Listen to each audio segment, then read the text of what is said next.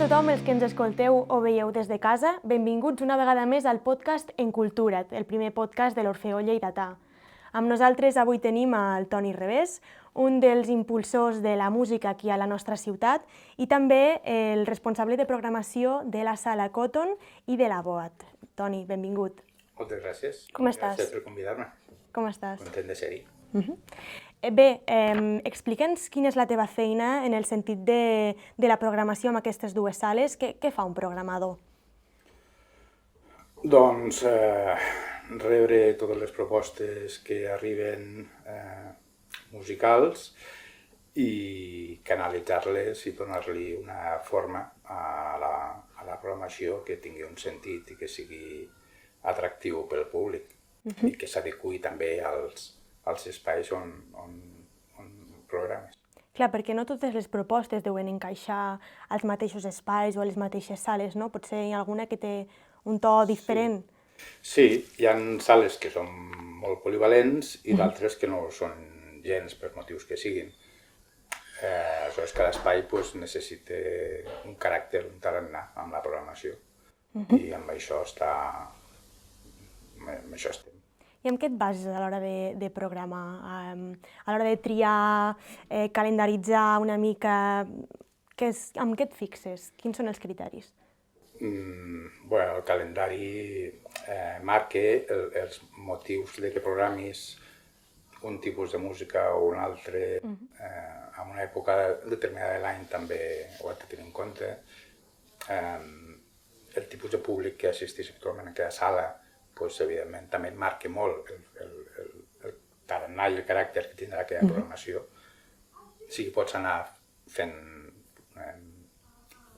introduint propostes que fugin una mica de l'esperit habitual de l'espai, però probablement costarà. És més fàcil tenir una línia més continuista o anar introduint altres propostes una mica allunyades, però que sempre vagin molt enfocades a l'esperit de l'espai.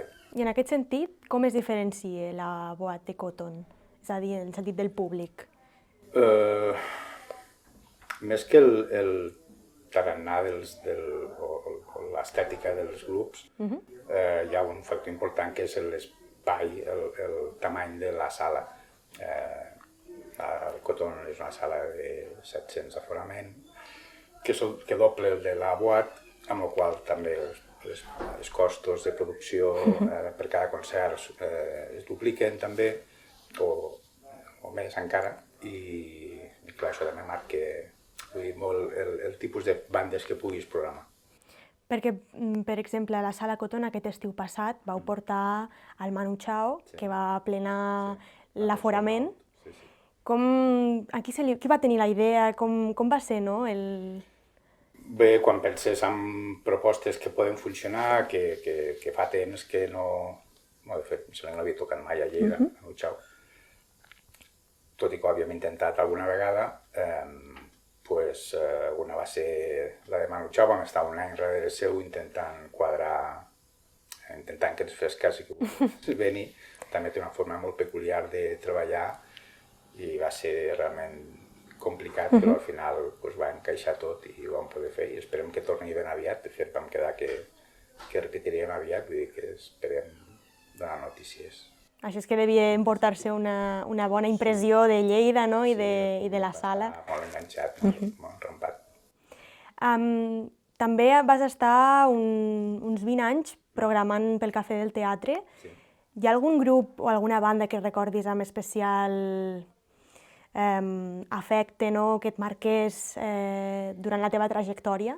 Home, 20 anys donen per a molt i van passar infinitat de grups i no acabaria mai del llistat de grups que van ser especials perquè van ser molts.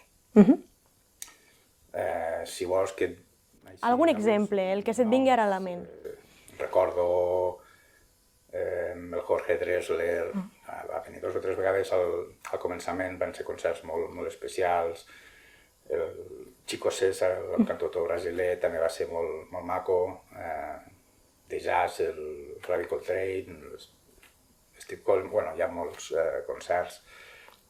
la Sílvia Pérez Cruz va oferir, penso que 7 vegades va venir amb diferents formacions. Als seus inicis, ja quan ja estava més consolidada, i tots van ser concerts molt especials perquè realment té el que transmet a l'escenari no és gaire habitual i sempre que veníeu n'era capaç de fer-ho. Els Amics de les Arts van fer el primer concert al Cafè del Teatre, el seu primer concert va ser al Cafè. Molt bé. Els concerts de Nadal de Mishima o del Pau Riba, de l'entranyable Pau Riba, sempre el recordarem tots, no? I... Una llarga llista, no?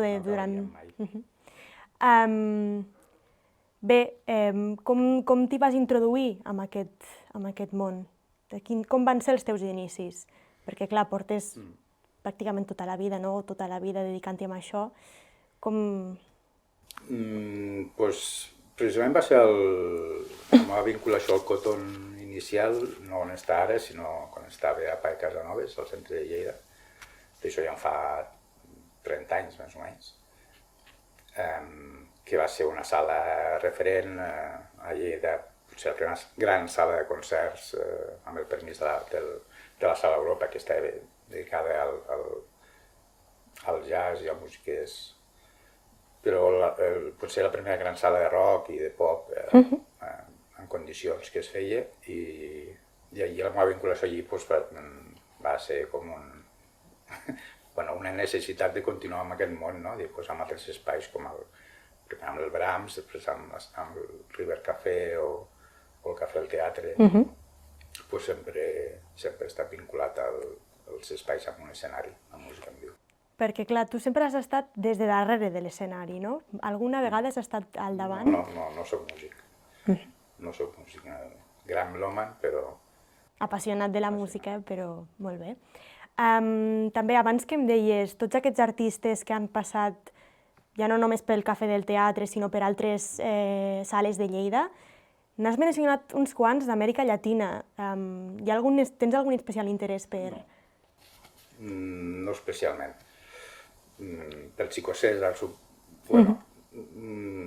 no especialment. S'ha donat la casualitat que hi ha talent allí, que l'heu pogut portar a Lleida, que això és molt important, perquè hi ha un gran recorregut des d'allí fins aquí. Hi ha molt talent a Amèrica Llatina, però també a Nord-Amèrica, a nivell de jazz, han passat molts artistes, i per Europa, i aquí ara mateix també tenim molt talent, i no cal anar més lluny. A Lleida mateix hi ha una eclosió de grups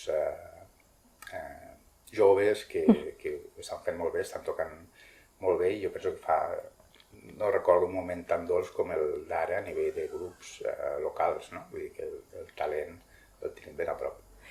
I a part del moment dolç que estan vivint ara mateix els talents emergents d'aquí, de la ciutat, com valoraries la resposta del públic amb aquesta oferta? Sempre volem més, no? Però jo penso que mai a la ciutat ha hagut tants espais dedicats a la música en viu, per motius que siguin. Potser és algo casual i és algo temporal, però la quantitat de concerts que s'ofereixen avui en dia setmanalment és elevadíssima. Hi ha molts espais musicals que estan oferint concerts de música i confiem que això perduri amb el temps. Per contra, vivim, vull dir, el que a Lleida és un fet remarcable, si ho traslladem a la província de Lleida, és tot el contrari, no? Continua havent un dèficit en aquest sentit molt elevat, des de fa molts anys. Jo fa molts anys que ho denuncio, que s'hauria de fer alguna cosa per ajudar, per crear les condicions que puguin sorgir espais musicals que ja havien existit en el passat i que ara és un encadellat, no? A Balaguer, al Picat, a Mollerussa, a Cervera, a Tàrrega, haurien de ser ciutats que estiguessin bullint amb l'escena musical i no és així. I aquí sí que apel·lo una mica als polítics responsables, ja sigui la Diputació, ja siguin els consells comarcals, que facin polítiques que puguin ajudar a que floreixin espais dedicats a la música. Per a descentralitzar una mica, no?, les propostes fora de Lleida. Les sales de concerts, els espais musicals, a nivell català, per exemple, tenim una gran franja que és tota la província de Lleida, que és com un gran desert, no? És tret de la ciutat de Lleida, que ara mateix sí que és molt dinàmica, però en general tota la província jo penso que tenim un gran dèficit en aquest sentit. Ja per acabar, creus que les propostes culturals que es fa en una ciutat, culturals o musicals, tenen un impacte sobre l'educació de la ciutadania a nivell cultural, a nivell musical, no? Si influeixen en el que acaben consumint o com ho veus tu? Sens dubte, però també és al revés, és a dir, també el fet de que la gent tingui una cultura musical ajuda a que després hi hagi una millor resposta a l'hora de les assistències als concerts. I tant. El públic creix en base als seus coneixements i al que tu li ofereixes, i al revés li pots oferir com més interès hi hagi. I per últim, ja per acomiadar-nos, amb qui ens podrem trobar a la Boat o a Cotton pròximament? Doncs mira, a la Boat tenim a la Julieta aquest juliol, aquest desembre, el dia 16 em sembla que està a punt d'esgotar entrades, vull dir que omplirà segur. M'agrada molt a mi la Julieta. Doncs mira, ja ho sé. Al Cotton vindran ja ho diré. Bé, ja ho descobrirem. Ja ho hem anunciat, perquè de fet tampoc no es pot anunciar, perquè... És que hi ha coses que igual encara és una mica aviat, no? Però potser quan surti el podcast ja serà públic. Ja serà públic. Doncs, Toni Revés, moltíssimes gràcies per ser avui amb nosaltres, cap de programació de la sala Boat i Cotton. Espero que hagis gaudit de l'entrevista i de la visita aquí a l'Orfeó. Moltes gràcies a vosaltres. I els que ens escolteu o veieu des de casa ja sabeu el que heu de fer, estar atents a l'Spotify i al YouTube de l'Orfeó, perquè ben aviat tornarem amb més convidats i més música. Fins aviat!